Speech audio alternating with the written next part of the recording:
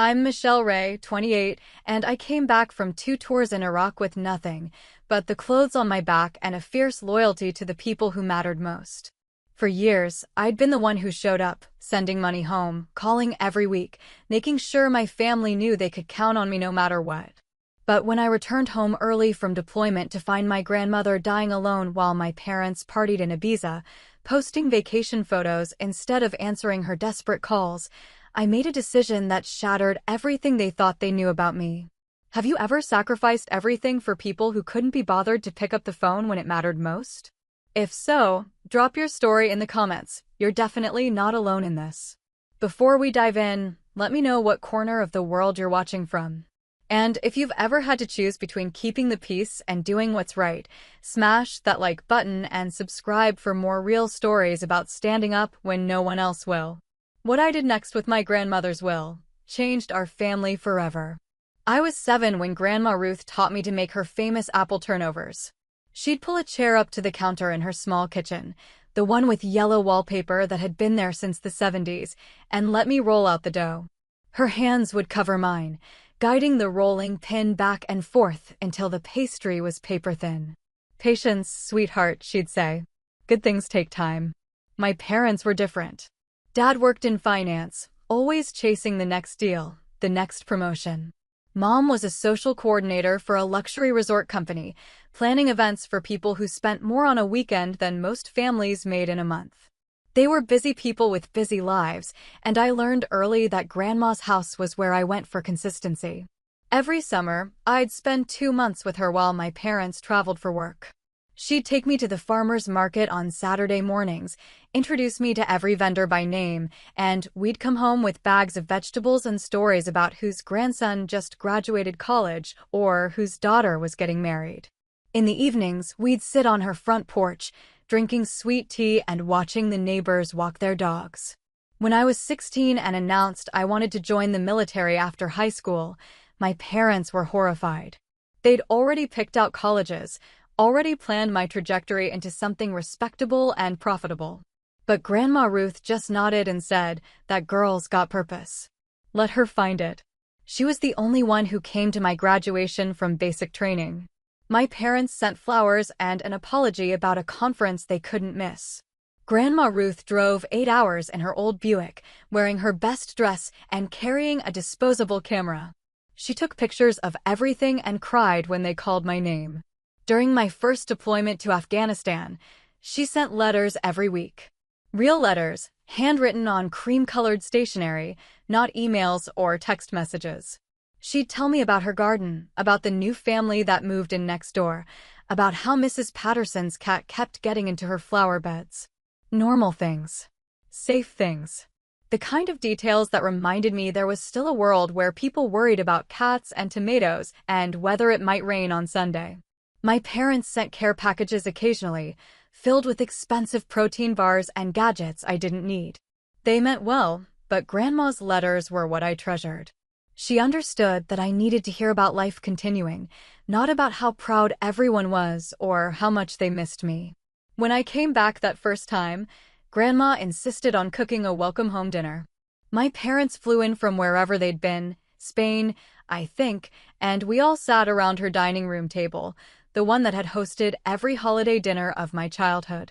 Mom talked about the resort properties she was managing, Dad discussed market volatility, and I mostly stayed quiet. The gap between their world and mine felt enormous. But Grandma asked the right questions. Not about combat or missions or anything dramatic. She wanted to know about the food, about the people I'd met, about whether the landscape reminded me of anywhere I'd been before. She listened like my answers mattered, like I was still the same person who'd helped her make apple turnovers in her yellow kitchen. I re-enlisted partly because civilian life felt complicated and partly because the structure made sense to me. My parents supported this decision more than the first one. They'd started telling their friends about their daughter in the service, turning it into something they could be proud of publicly. But Grandma worried. "You sure about this, honey?" she asked during one of our phone calls. "There's no shame in coming home." "I'm not running away," I told her. "This is what I do." "I know what you do," she said. "I'm asking what you want." It was a fair question, and I didn't have a good answer. My second deployment was Iraq, and it was different. Harder in some ways, more routine in others. The letters from Grandma kept coming, but they were shorter now, her handwriting a little shakier. She was in her early 80s and starting to slow down, though she'd never admit it. My parents had started hiring people to help with her yard work and heavy cleaning, which she tolerated but didn't like.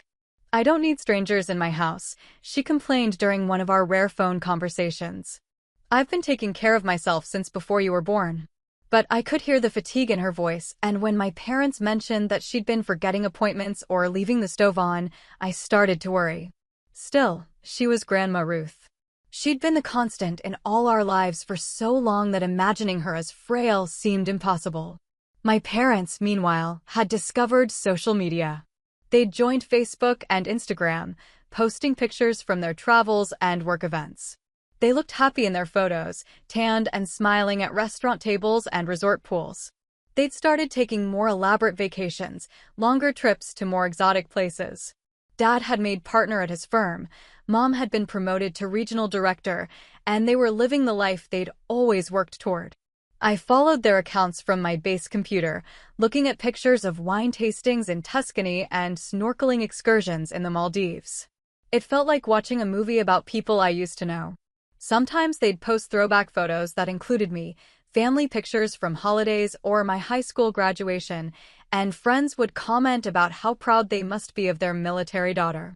They'd respond with heart emojis and American flag symbols, playing the part of patriotic parents. But in all those posts, in all those pictures of their beautiful life, I never saw Grandma Ruth. I had 10 months left on my deployment when everything changed. The mission that brought me home early wasn't supposed to exist, and I can't talk about most of it even now. What matters is that I was given emergency leave and found myself on a transport plane heading back to the States with 48 hours notice. I didn't tell anyone I was coming. There hadn't been time, and part of me wanted to surprise them. I pictured walking into Grandma's kitchen, seeing her face light up when she realized I was really there. I imagined calling my parents and hearing the excitement in their voices when they learned their daughter was home safe. But the taxi from the airport took me to a house that looked wrong somehow. The lawn was overgrown, newspapers were piled up on the front porch, and when I used my old key to let myself in, the smell hit me immediately. Something was very, very wrong.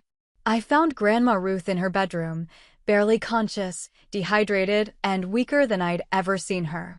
The woman who'd raised me through every summer of my childhood, who'd written me letters every week for 2 years of deployments, who'd been the steady heartbeat of our family, was dying alone.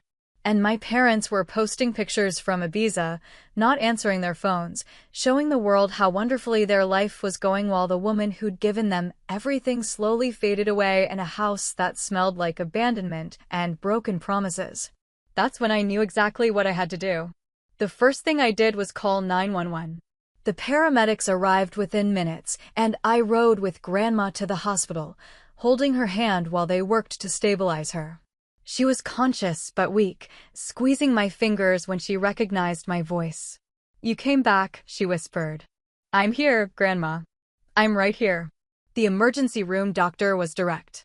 Severe dehydration, malnutrition, what looked like a minor stroke that had happened days or possibly weeks earlier.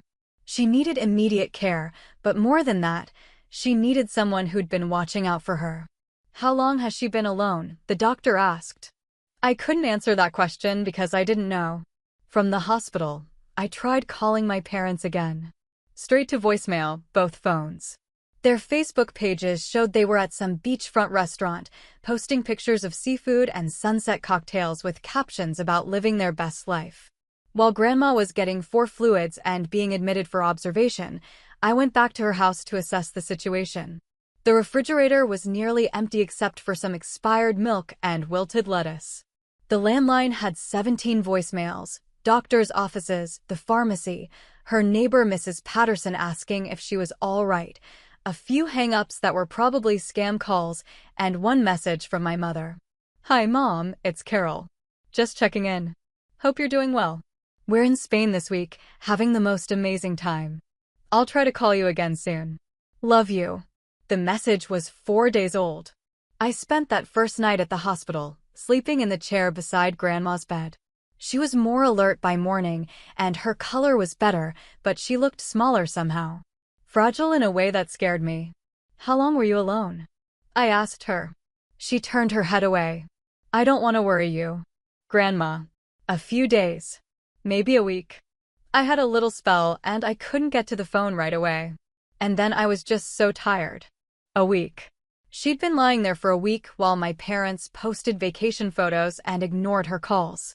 The woman who'd never missed a birthday, never forgotten to send Christmas cards, never failed to show up when any of us needed her, had been abandoned when she needed us most.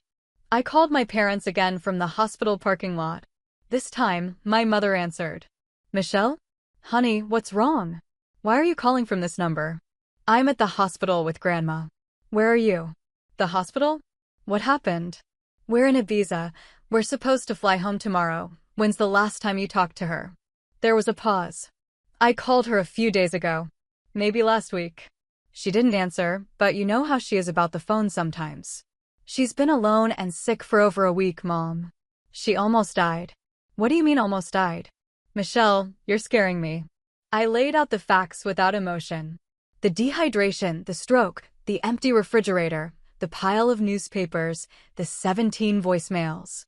I told her about finding Grandma barely conscious in a house that reeked of neglect.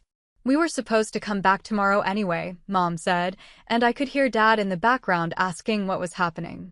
We had no idea. "She never said anything about feeling sick." "She called you multiple times. You didn't answer." "We've been busy, and the time difference, she needed help." "Michelle, that's not fair." "We didn't know. But they should have known. That was the point. They should have been checking on her, making sure she was eating, noticing when she stopped answering her phone. Instead, they'd been too busy living their Instagram-perfect life to pay attention to the woman who'd raised them both, who'd been there for every crisis and celebration, who'd never once failed to show up when they needed her. My father got on the phone. "How bad is it? Do we need to come home right now?" "You should have come home a week ago." "Michelle, we didn't know." I hung up. That afternoon, I went to Grandma's house and found her safe. She'd mentioned it once years ago, telling me where she kept important documents in case anything ever happened to her. The combination was my birthday, something my parents probably didn't even know. Inside were her will, her insurance policies, her deed, and her financial records. I'd expected to find typical elderly person finances, some savings, maybe a small pension, her house. What I found instead was over $400,000 in certificates of deposit and savings accounts, plus the house, which was worth at least another $300,000 in the current market. Grandma Ruth, who clipped coupons and drove a 20-year-old Buick and darned her own socks, was worth $750,000. The will was straightforward. Everything split 3 ways between my parents and me, with specific instructions about her jewelry and a few family heirlooms. But there was a handwritten note paper-clipped to the front, dated 6 months earlier. "If I die and Carol and David are not here, but Michelle is, I want Michelle to handle everything. She's the only one who understands what family means." I sat in her kitchen, surrounded by the evidence of her careful, quiet life, reading that note over and over. She'd known. Somehow, she'd known that when the time came, I'd be the one who showed up. My parents called twice that evening. I let both calls go to voicemail, then listened to them from the hospital where I was spending another night beside Grandma's bed. "Michelle, please call us back. We've changed our flights. We're coming home first thing in the morning. We're worried sick." The second message was from my father. "Michelle, your mother is beside herself. We know you're upset, but we need to talk about this like adults. Call us back." Adults. That was rich, coming from 2 people who'd spent the week posting party photos while their 83-year-old mother lay dying alone. I turned off my phone and focused on what mattered.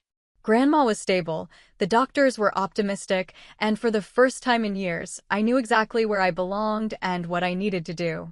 When I woke up the next morning, my phone showed 99 missed calls. The missed calls were from everyone. My parents, my Aunt Linda in California, my cousin Mike in Denver, numbers I didn't recognize. Apparently, Word had spread through the family network that I was home, that Grandma was sick, and that I wasn't answering my phone. I listened to a few of the voicemails while drinking hospital coffee that tasted like it had been brewing since the Clinton administration. My mother, crying. My father, angry. Aunt Linda demanding to know what was happening. Mike asking if he needed to drive down. The most recent call was from someone claiming to be my parents' attorney. That got my attention. Miss Ray, this is Robert Martinez from Martinez and Associates.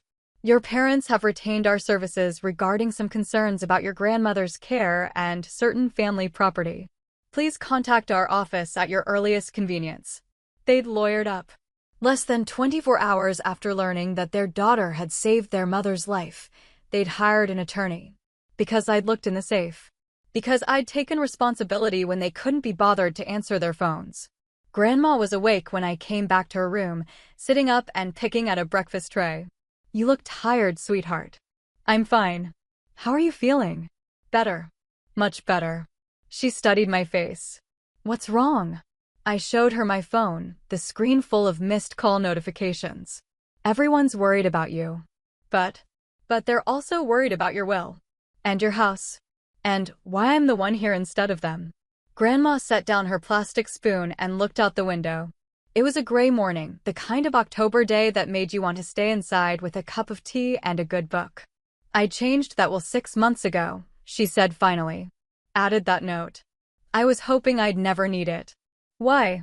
Because I knew if something happened to me, you'd come home. You always come home when family needs you. But Carol and David, they've gotten so busy with their own lives. She wasn't angry when she said it, just sad. That somehow made it worse.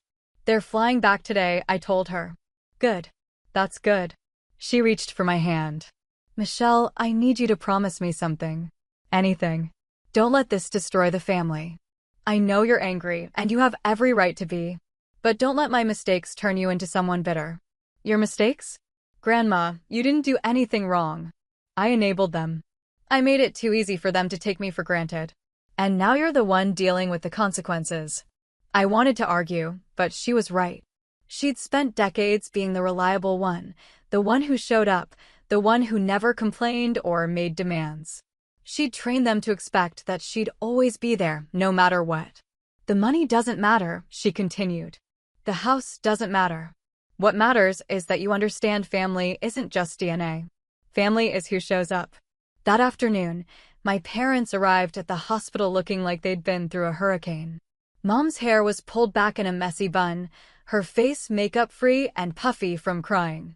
Dad wore wrinkled khakis and a polo shirt that looked like he'd grabbed it off a hotel room floor.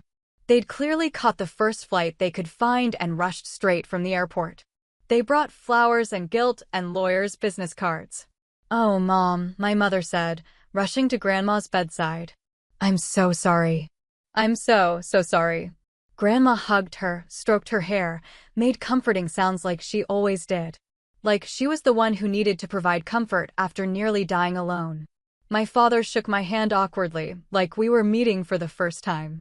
Thank you for being here. For handling everything. Someone had to. Michelle. Mom turned to me, her eyes red-rimmed. Can we talk? Privately? We walked to the family waiting area, a depressing room with beige furniture and motivational posters about healing and hope. My parents sat across from me like we were in a business meeting. We know you're angry, Dad started. Do you? We should have been here. We should have been checking on her more regularly. We take full responsibility for that. I waited. But Michelle, Mom leaned forward, going through her personal papers, taking her will from the safe. That crosses a line. She was dying. Someone needed to know what her wishes were. That someone should have been us. We're her children. Where were you? That's not the point. That's exactly the point. I kept my voice level professional.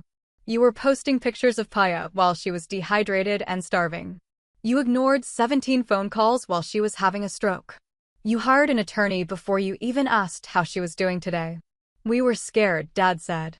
We didn't know what was happening, and then we couldn't reach you, and Linda called saying you were making decisions about Mom's care without consulting the family. I saved her life.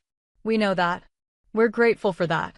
But now we need to work together, as a family, to figure out next steps. Next steps. They were talking about their mother like she was a business problem that needed managing. The attorney says that technically, what you did could be considered, Mom started. Could be considered what? She looked at Dad, who cleared his throat. Could be considered improper. Taking documents from her safe without permission, making medical decisions. I have her healthcare power of attorney. She gave it to me before my first deployment. That stopped them. They looked at each other with something that might have been surprise or might have been calculation. She never mentioned that, Mom said. She shouldn't have had to mention it. You should have been involved enough in her life to know. We sat in silence for a moment. Around us, other families were having their own difficult conversations. A young couple arguing quietly about insurance coverage. An elderly man sleeping in a chair beside what was probably his wife's bed. Normal people dealing with normal crises, probably without lawyers. What do you want? Dad asked finally. It was the first honest question either of them had asked since they arrived. I want Grandma to be safe. I want her to have the care she needs, whether that's at home with help or in a facility or whatever she chooses. I want her to be surrounded by people who actually give a damn about her well-being, not just her bank account. Michelle, that's not fair. I want you to stop posting vacation pictures for 5 minutes and remember that she's the reason you could afford to take those vacations. She's the one who helped with the down payment on your house. She's the one who paid for my college tuition when I decided not to join the military right away. She's been subsidizing your lifestyle for decades, and the one time she needed something from you, you were too busy living your best life to answer the phone. Mom started crying again. Dad stared at his hands. We'll do better, he said. Will you? Yes. I looked at these people who'd raised me, who'd loved me in their own complicated way, who'd failed so completely when it mattered most. They meant well. They always meant well. But meaning well wasn't enough anymore. Then prove it. Proving it turned out to be more complicated than any of us expected.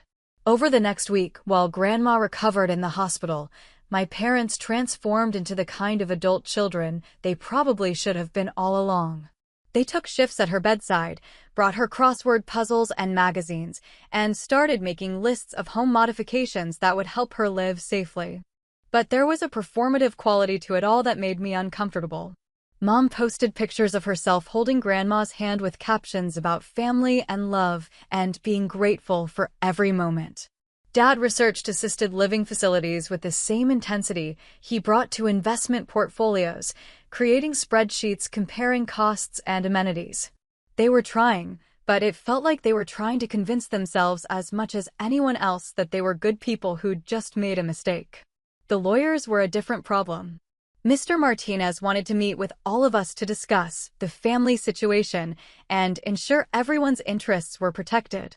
I agreed to one meeting, partly out of curiosity and partly because I wanted to understand exactly what my parents thought I'd done wrong. We met at his office on a Thursday afternoon.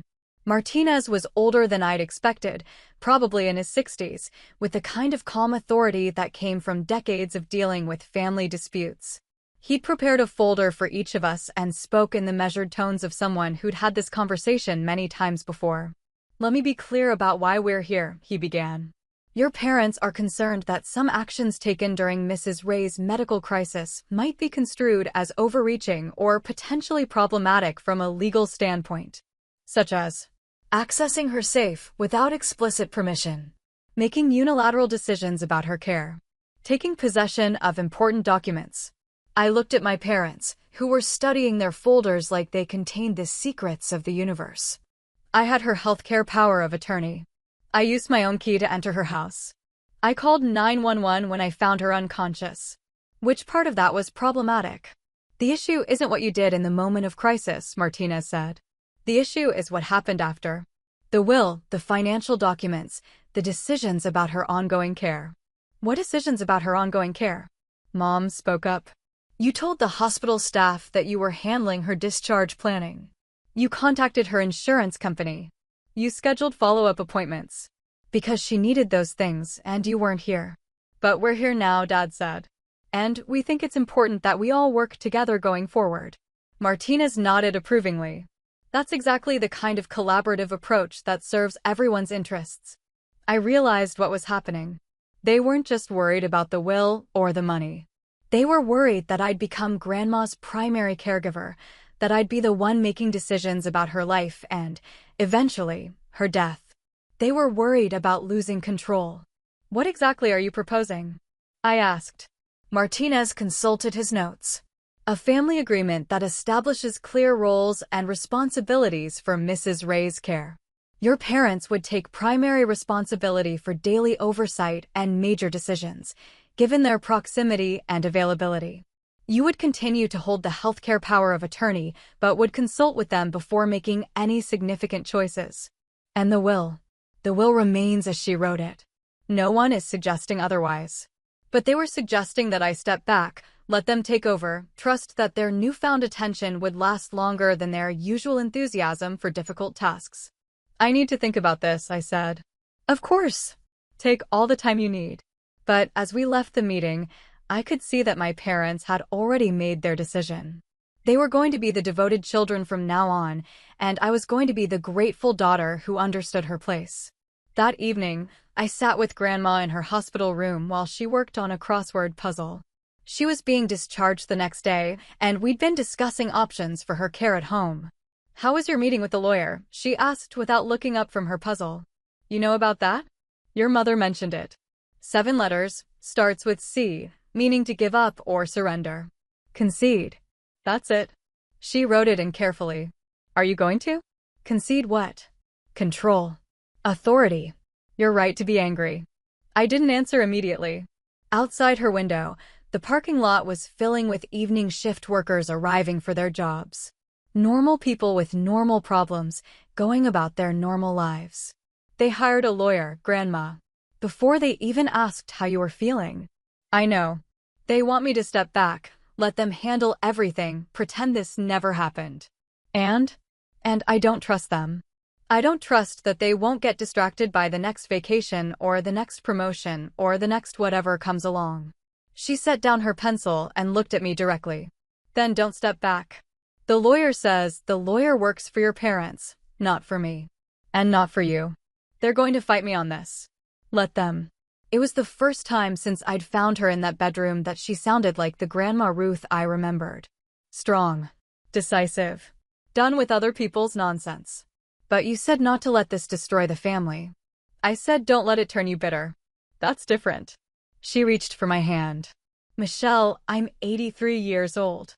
I might live another 10 years, or I might not live another 10 months. But however long I have left, I want to spend it with people who choose to be here, not people who feel obligated to show up because a lawyer told them to. So what do? You do what you've always done. You show up. You take care of what needs taking care of. And you let them prove whether they're actually sorry or just scared of looking bad." That night, I called my commanding officer and requested an extension of my emergency leave. I had savings, I had time, and I had a job to finish. My parents could keep their lawyers. I had something more powerful. I had Grandma Ruth's trust, and I wasn't going to betray it. The next 6 weeks taught me more about family dynamics than 28 years of actually being part of a family. My parents threw themselves into caregiving with the intensity of people trying to prove a point. They hired housekeepers and meal delivery services, installed grab bars and shower seats, and created medication schedules color-coded by importance and time of day. Mom took a leave of absence from work to be available for appointments and emergencies. Dad started coming by every morning before the office and every evening after work. They brought groceries and flowers, fixed leaky faucets and squeaky doors, and generally transformed themselves into the kind of attentive adult children that other families envied. It should have made me happy. It should have been exactly what I wanted. But there was something hollow about it all, something that felt more like penance than love. They were performing the role of good children, hitting all the right marks, saying all the right things, but underneath it felt like they were waiting for permission to go back to their regular lives. The breaking point came on a Tuesday morning in late November. I'd stayed overnight at Grandma's house because she'd been feeling dizzy the day before, and I wanted to monitor her condition. Around 10 a.m., Mom showed up with her usual bag of supplies, fresh fruit, magazines, a new puzzle book. "How's she feeling today?" she asked, hanging up her coat in the front closet. "Better. The dizziness seems to have passed. Good, that's good. She was already moving toward the kitchen, unpacking groceries with efficient movements. I brought those pears she likes, and the bakery had her favorite cookies. I watched her work, thinking about how strange it was to see her in this kitchen. Growing up, Mom had always seemed too polished for Grandma's simple house, too sophisticated for the yellow wallpaper and worn linoleum floors. But now she moved through the space like she belonged there, like she'd been doing this for years instead of weeks. "Mom," I said, "can I ask you something?" "Of course." She was arranging the pears in Grandma's fruit bowl, the one I remembered from childhood. "Why didn't you check on her before?" "I mean, really check on her, not just phone calls." Her hands stilled. "Michelle, we've been over this. I know what you've said. I want to know what you actually think." She turned to face me, and for a moment, she looked older than her 56 years. I thought she was fine. I thought she would always be fine. She'd been taking care of all of us for so long that it never occurred to me that someday we'd need to take care of her. It was the most honest thing she'd said since coming back from Ibiza. And now? Now I'm terrified that I waited too long. That I'm too late to matter. Her voice cracked slightly. "She doesn't need me, Michelle. She needs you. She's always needed you more than she needed us." "That's not true, isn't it? You're the one who came home from war to check on her. You're the one who found her. You're the one she trusted with her healthcare decisions. We're just the ones who showed up after the crisis was over." I didn't know how to respond to that because there was truth in it, but not the kind of truth that helped anyone. "She loves you," I said finally. "Both of you. But love isn't enough if you're not present for it. I know that now." Later that afternoon, Dad arrived for his usual evening check-in, carrying takeout containers from Grandma's favorite Italian restaurant. We sat around her small dining table, the same one where I'd eaten countless meals as a child, and tried to have a normal family dinner. But normal was complicated now. We all knew too much about each other, had said too many things that couldn't be unsaid. Dad kept checking his phone despite promising to put work aside. Mom was overly cheerful, the kind of forced brightness that made everyone uncomfortable. And Grandma seemed tired in a way that had nothing to do with her recent health scare. "I've been thinking," she said as Dad served portions of chicken parmesan, "about maybe selling the house." The room went quiet except for the sound of silverware against plates. "Mom, you don't need to make any big decisions right now," Dad said carefully. "I'm not making any decisions. I'm just thinking." She took a small bite and chewed slowly. "This house is too big for one person. Too much maintenance. Too many memories." "The memories are good memories," Mom said quickly. "Some of them are. Some of them aren't." Grandma looked at each of us in turn. "I'm tired of being the keeper of everyone else's childhood. I'm tired of being the place you all come back to when you need something familiar." "We don't think of it that way," I said. "Don't you?" She set down her fork. "Michelle, you've been sleeping here every night for 6 weeks. Carol, you've rearranged your entire life around my medical appointments. David, you're spending more time in this house now than you did when you actually lived here. And all of you are treating me like I'm made of glass." She was right. We were all tiptoeing around her, around each other, around the truth of what had happened and what it meant. "What do you want?" Dad asked. "I want to stop feeling like I'm everyone's obligation. I want to stop worrying that if I have another health scare, it'll become a family crisis that requires lawyers and emergency meetings and people rearranging their lives out of guilt." "It's not guilt," Mom said. "Isn't it?" None of us could answer that. "I want," Grandma continued, "to figure out how to be your mother without being your burden. And I want you all to figure out how to be my children without it being a crisis management situation." That night, after my parents left, I helped Grandma get ready for bed, and then sat in her living room, thinking about what she'd said. She was right about all of it. We had turned her recovery into a performance of family devotion, complete with schedules and assignments and evidence that we were doing everything right this time. But we weren't actually dealing with a fundamental problem. We still didn't know how to be a family that functioned during normal times, not just during emergencies. My phone rang around midnight. It was Mom. "I can't sleep," she said without preamble. "Neither can I. She wants us to stop. All of this, the hovering, the guilt, the trying so hard to prove we care. She wants us to stop." "Yeah, But if we stop, what if something happens again? What if she needs help and we miss it? Then we miss it. And we deal with the consequences. Michelle, I can't live with that. You can't live with the alternative either. None of us can. There was a long pause. What do we do? I don't know, I said. But I think we start by admitting that we don't know how to do this, and then we figure it out as we go. Without lawyers? Without lawyers. Without schedules and assignments and color-coded medication charts? Maybe some schedules. But less performance. More just showing up because we want to, not because we're trying to prove something. Can you forgive us? She asked suddenly. For not being here when she needed us? I thought about that question for a long time. I think, I said finally, the person you need to ask for forgiveness is Grandma. And yourselves. What about you? I'm working on it. 3 months later, Grandma Ruth moved into a senior living community 20 minutes from my parents' house. Not because she couldn't live independently, but because she wanted to. She'd visited 3 different places, interviewed staff members like she was hiring employees, and chosen the one with the best library and the most interesting residents. I'm not moving because I'm giving up, she told us during one of our family dinners at her kitchen table. I'm moving because I'm starting over. My parents handled the news better than I'd expected. There was some initial resistance. Mom worried about the cost, Dad questioned whether it was necessary, but they ultimately supported her decision. More importantly, they didn't try to manage it for her. The transition revealed things about all of us that I hadn't expected. Dad turned out to be surprisingly good at practical logistics, coordinating movers and utilities and address changes without turning it into a spreadsheet project. Mom had an eye for helping Grandma decide which furniture would work in a smaller space and which family photos would make her new apartment feel like home. And I learned that letting go was harder than holding on. I'd extended my military leave twice, officially to help with Grandma's transition, but really because I wasn't ready to go back to my old life. The structure and purpose that had made sense in Iraq felt less clear at home. I'd found my mission in taking care of Grandma, in being the reliable one, in proving that I understood what family meant. But now she didn't need taking care of, at least not the intensive kind I'd been providing. She had neighbors who played bridge and staff members who checked on residents and activities that kept her busier than she'd been in years. She was thriving in a way that made my constant vigilance unnecessary.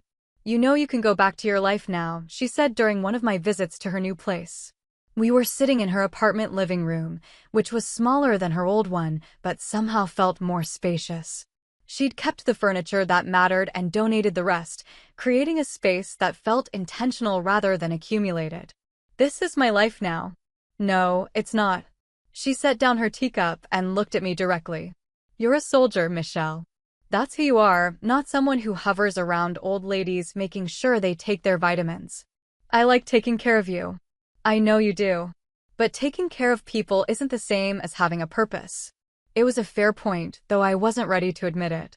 My parents had settled into a routine that worked better than our crisis management approach. Mom visited twice a week, usually bringing lunch from somewhere Grandma wanted to try. Dad came by on weekends to handle any maintenance issues or just to sit and talk. They called regularly but not obsessively, and they'd stopped treating every minor health concern like an emergency. More significantly, they'd stopped performing their devotion for an audience. The Facebook posts about family and gratitude had tapered off. The elaborate gestures and expensive gifts had been replaced by smaller, more consistent attention. They were learning to be present without making it about themselves. But there were still tensions, still moments when old patterns reasserted themselves. Like the afternoon when Mom showed up at Grandma's apartment with a list of medical questions she'd researched online, or the evening when Dad brought printouts comparing Medicare supplement plans because he thought Grandma might not be getting the best coverage. They're trying, Grandma said after one of these incidents. They're trying very hard to be better children. But they're still trying to manage me instead of just being with me. It's better than ignoring you. Yes, it is. But it's not the same as trusting me. I was beginning to understand what she meant. We'd all learned to show up, but we hadn't learned to let her be in charge of her own life. We were still operating from a place of fear that she'd get sick again, fear that we'd miss something important, fear that we'd fail her the way we had before. The test came in April, when Grandma fell in her apartment and bruised her hip. Nothing was broken, but the facility called all of us as a precaution. I got there first, followed quickly by my parents, and for a few minutes, it felt like we were back in crisis mode. But Grandma shut that down immediately. "I fell," she announced when we were all gathered in her living room, looking worried and ready to spring into action. I was reaching for a book on a high shelf, I lost my balance, and I fell. "It happens to people my age. It's going to happen again." "Maybe we should look at rearranging your furniture," Mom suggested. "Maybe you should trust me to know how I want my apartment arranged." "We just want to help," Dad said. "You can help by not treating every minor incident like a catastrophe." "I'm bruised, not dying. I'm 83, not helpless." She was right, but it was hard not to react to any sign that she might need us.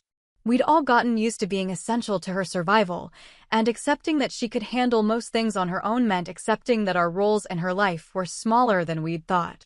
That evening, as my parents and I sat in the hospital cafeteria while Grandma got X-rays that would confirm what we already knew, that she was fine, Dad said something that surprised me. "I keep waiting for her to need us the way she needed us that first week. When we felt indispensable." "You want her to need us?" "Not exactly. But there was something satisfying about being able to fix things for her. About feeling like we were finally doing enough." Mom nodded. "It's easier to take care of someone in a crisis than to just love them during normal life." It was the most insightful thing either of them had said since this whole situation began. "Maybe that's the problem," I said. "Maybe we've been thinking about this wrong. Maybe it's not about doing enough. Maybe it's just about being present for whatever she needs, even if what she needs is space to live her own life." "That's harder," Dad said. "Yeah, it is." When Grandma's X-rays came back clear, she insisted on going home to her apartment rather than spending the night under observation. The facility staff was supportive. This kind of thing happened regularly with their residents, but my parents wanted her to be extra cautious. "What if you fall again tonight?" Mom asked. "Then I'll call for help. That's what the emergency button is for." "What if you don't wake up when you fall?" "Then I won't wake up." That's a risk I'm willing to take to keep living in my own space. It was a conversation we'd been avoiding, but it was also a conversation we needed to have. Grandma was going to get older, more fragile, more at risk for exactly these kinds of incidents. We couldn't prevent that by hovering or managing or creating elaborate safety protocols. We could only decide how we wanted to love her through it. "What do you want from us?" I asked. "I want you to visit because you enjoy my company, not because you're checking on me. I want you to call when you have something to say, not because it's Tuesday and Tuesday is Call Grandma Day. I want you to trust that I'll ask for help when I need it, and I want you to respect my right to take reasonable risks." "What if we disagree about what's reasonable?" Dad asked. "Then we disagree. But it's still my choice." That night, I stayed in my old room at my parents' house instead of at Grandma's apartment. It felt strange to be back in the space where I'd grown up, surrounded by high school photos and participation trophies, and the detritus of a childhood that felt very far away. Mom knocked on my door around 10 p.m. "Can we talk?" She sat on the edge of my bed, something she hadn't done since I was probably 12 years old. "I've been thinking about what your grandmother said. About trusting her to know what she needs. And I don't know how to do that. I don't know how to love someone without trying to protect them from every possible harm." "Mom, you can't protect people from life." "I know that intellectually. But emotionally, she's my mother, Michelle. She took care of me for 18 years, and then she took care of all of us in different ways for decades after that. The idea of her being vulnerable, of bad things happening to her that I can't prevent, it's terrifying." I understood that feeling. I'd spent the past 4 months trying to anticipate and prevent every possible problem Grandma might face, as if my vigilance could keep her safe from the reality of aging. "Maybe the point isn't to stop being scared," I said. "Maybe the point is to be scared and still let her live her life." "Is that what you're going to do? Let her live her life while you go back to yours?" It was the question I'd been avoiding for weeks. My leave was almost up, and I needed to make a decision about my future. I could request a transfer to a stateside post, stay close to home, continue being the family member who is always available for emergencies. Or I could go back to my unit, back to the work that had given my life structure and meaning for the past 6 years. I don't know, I said honestly. What does your grandmother think you should do? Go back to Iraq. And what do you think you should do? I looked around my childhood bedroom, at the evidence of who I used to be before I learned about duty and sacrifice and showing up when people needed you. I think I should stop making decisions based on guilt and fear and start making them based on what actually makes sense for my life. And what makes sense? I'm still figuring that out. I decided to go back, but not to Iraq. I requested a transfer to a stateside position that would keep me in the military, but allow me to be within driving distance of home. It felt like a compromise, but it also felt like the right choice for who I was becoming. The decision didn't happen all at once. It took weeks of conversations with my commanding officer, with military counselors, with grandma, and mostly with myself. I'd spent so much time defining myself by my ability to handle emergencies that I'd forgotten how to make choices during ordinary circumstances. But gradually, I began to understand that the most important thing I'd learned over the past few months wasn't how to manage a crisis. It was how to be present for someone without losing myself in the process. My parents threw a small going-away party the night before I was supposed to leave for my new assignment. Just family, plus a few neighbors who'd known me since I was a kid. Nothing elaborate, just dinner and cake in Grandma's new apartment, surrounded by the people who'd watched me grow up. It should have been a celebration, but it felt more like a reckoning. We were all different people than we'd been 6 months earlier, shaped by crisis and forgiveness and the hard work of learning to love each other better. I'm proud of you, Dad said as we were cleaning up afterward. For everything you did, but also for knowing when to step back. I'm still figuring out the stepping back part. We all are. Mom hugged me goodbye with tears in her eyes, but they were different tears than the ones she'd cried in the hospital waiting room. These felt like tears of gratitude rather than guilt. Call us, she said. Not because you have to check on us, just because you want to talk. I will. But it was Grandma's goodbye that stayed with me. She walked me to my car, moving slowly but steadily, and handed me a small wrapped package. Don't open it now, she said. Open it when you get to your new base. When you're feeling settled. What is it? A reminder. Of what? That you came home when I needed you, but more importantly, that you knew when it was time to leave again. I drove away from that apartment complex with a strange mixture of sadness and relief. I was leaving behind the intense, exhausting intimacy of crisis management, but I was also carrying forward something more valuable, the knowledge that I could trust my family to take care of each other without my constant supervision. The package from Grandma contained a photo I'd never seen before, me at 7 years old in her kitchen, covered in flour, grinning at the camera while holding up a perfectly imperfect apple turnover. On the back, in her careful handwriting, some things are worth the wait. Some things are worth coming home for. And some things are worth carrying with you wherever you go. Over the following months, I settled into my new role and my new life. I visited home regularly but not obsessively. I called my parents and Grandma because I wanted to hear their voices, not because I was checking up on them. I slowly learned to trust that they could handle ordinary problems without me, and they learned to trust that I would come if they really needed me. The crisis that had brought me home had ended, but the relationships it had changed continued to evolve.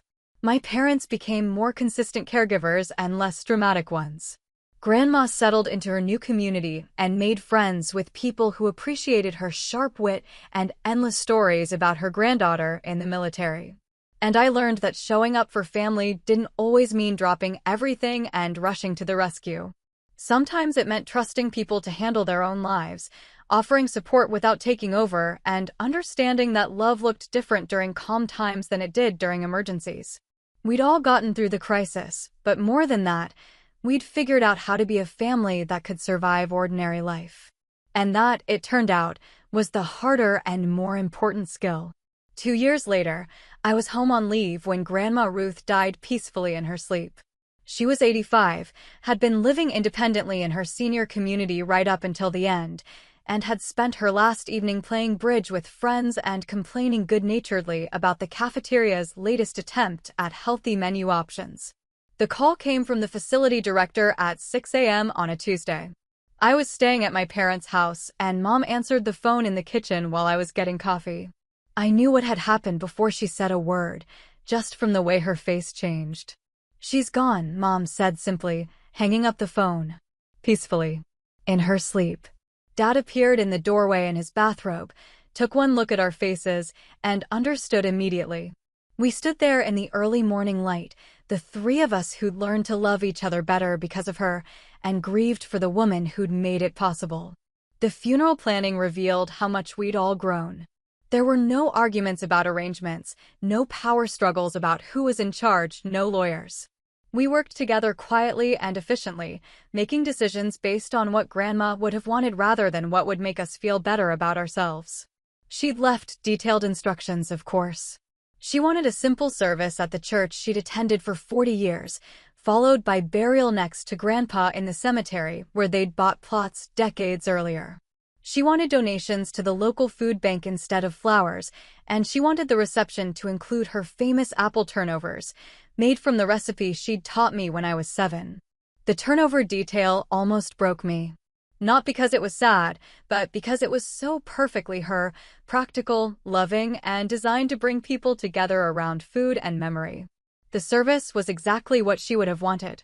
The church was full but not overcrowded, filled with people whose lives she'd touched in quiet ways over 8.5 decades.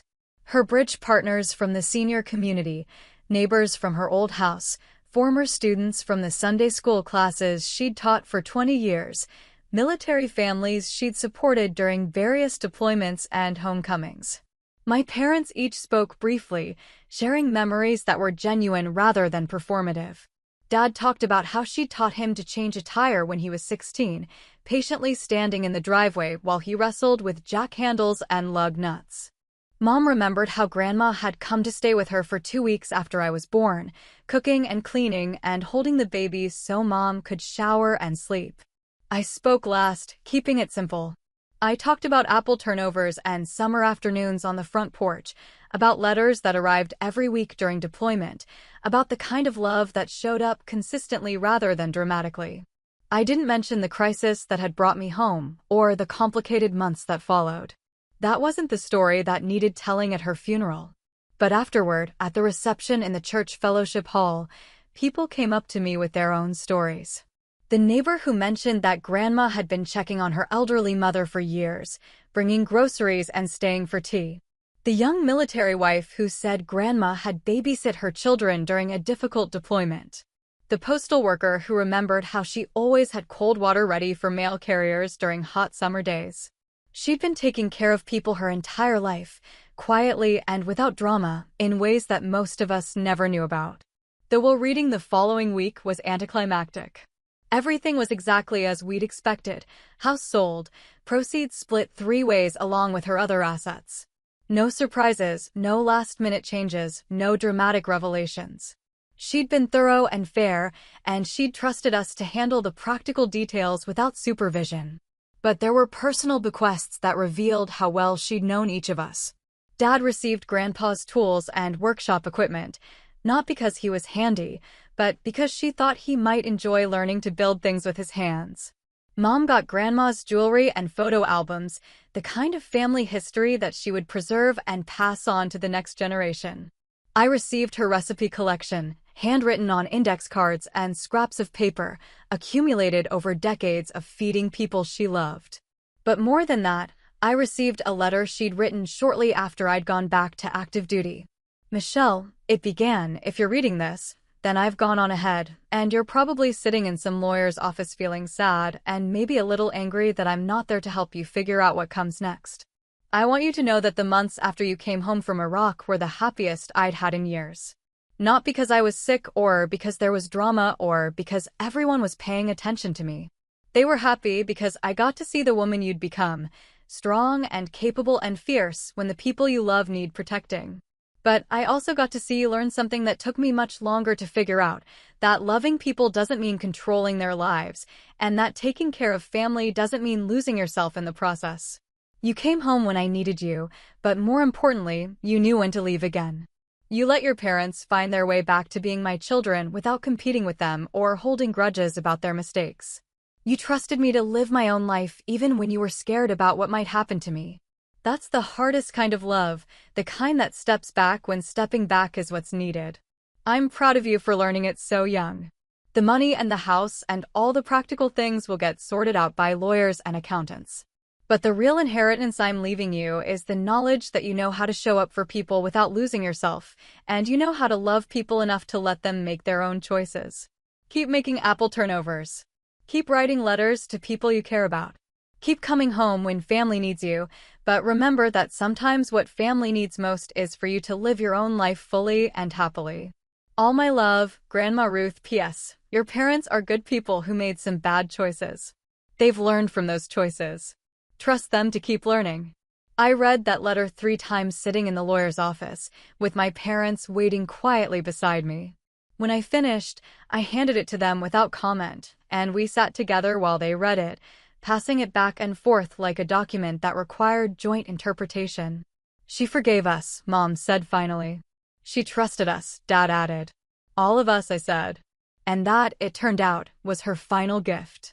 Not just forgiveness for the mistakes we'd made, but trust that we'd continue growing into the kind of family she'd always believed we could be. The legacy she left wasn't money or property or even recipes written on index cards. It was the knowledge that family isn't about perfection or obligation or managing each other's choices. It's about showing up consistently, loving people through their mistakes, and trusting them to find their own way toward becoming better versions of themselves. We'd all learned that lesson the hard way, through crisis and conflict and the messy work of rebuilding trust. But we'd learned it together, and that made all the difference. Grandma Ruth had been right about everything, as usual. Good things really do take time.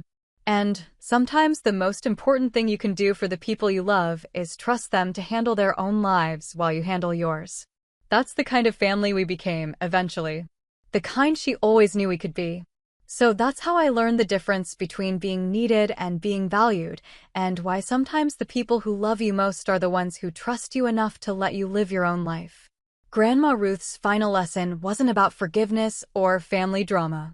It was about showing up consistently, not just during crises, and loving people enough to let them make their own choices, even when those choices scare you. Here's what I want to know from you. Have you ever been the reliable one in your family, the person everyone calls when things fall apart? How did you learn to set boundaries without burning bridges? And if you've ever had to step back and trust people to handle their own lives, how did that work out? Drop your experiences in the comments below.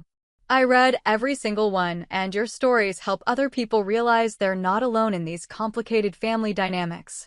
If this story resonated with you, hit that like button and subscribe for more real-life stories about family, boundaries, and finding your way back to yourself. And remember, sometimes the most loving thing you can do is trust people to grow into who they're meant to be, even when it's terrifying to let go.